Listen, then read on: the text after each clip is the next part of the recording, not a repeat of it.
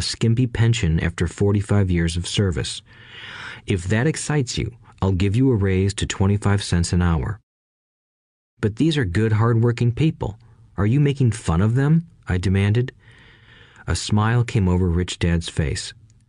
"Mrs. Martin is like a mother to me. I would never be that cruel.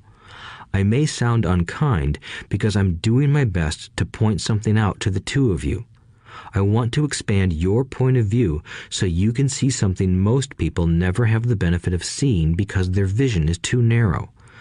Most people never see the trap they are in." Mike and I sat there, uncertain of his message.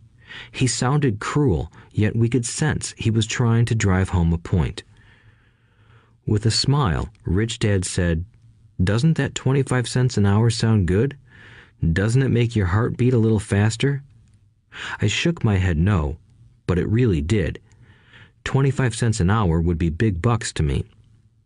"Okay, I'll pay you $1 an hour," Rich Dad said, with a sly grin. Now my heart started to race. My brain was screaming, "Take it, take it." I could not believe what I was hearing. Still, I said nothing. "Okay, $2 an hour." My little brain and heart nearly exploded. After all, it was 1956, and being paid $2 an hour would have made me the richest kid in the world. I couldn't imagine earning that kind of money. I wanted to say yes. I wanted the deal. I could picture a new bicycle, new baseball glove, and the adoration of my friends when I flashed some cash. On top of that, Jimmy and his rich friends could never call me poor again. But somehow, my mouth stayed shut. The ice cream had melted and was running down my hand. Rich Dad was looking at two boys staring back at him, eyes wide open and brains empty. He was testing us, and he knew there was a part of our emotions that wanted to take the deal. He understood that every person has a weak and needy part of their soul that can be bought, and he knew that every individual also had a part of their soul that was resilient and could never be bought. It was only a question of which one was stronger. "Okay, $5 an hour." Suddenly, I was silent. Something had changed. The offer was too big and ridiculous. Not many grown-ups in 1956 made more than that, but quickly my temptation disappeared and calm set in. Slowly, I turned to my left to look at Mike. He looked back at me. The part of my soul that was weak and needy was silenced. The part of me that had no price took over. I knew Mike had gotten to that point too. "Good," said Rich Dad softly. "Most people have a price, and they have a price because of human emotions named fear and greed. First, the fear of being without money motivates us to work hard, and then, once we get that paycheck, greed or desire starts us thinking about all the wonderful things money can buy. The pattern is then set."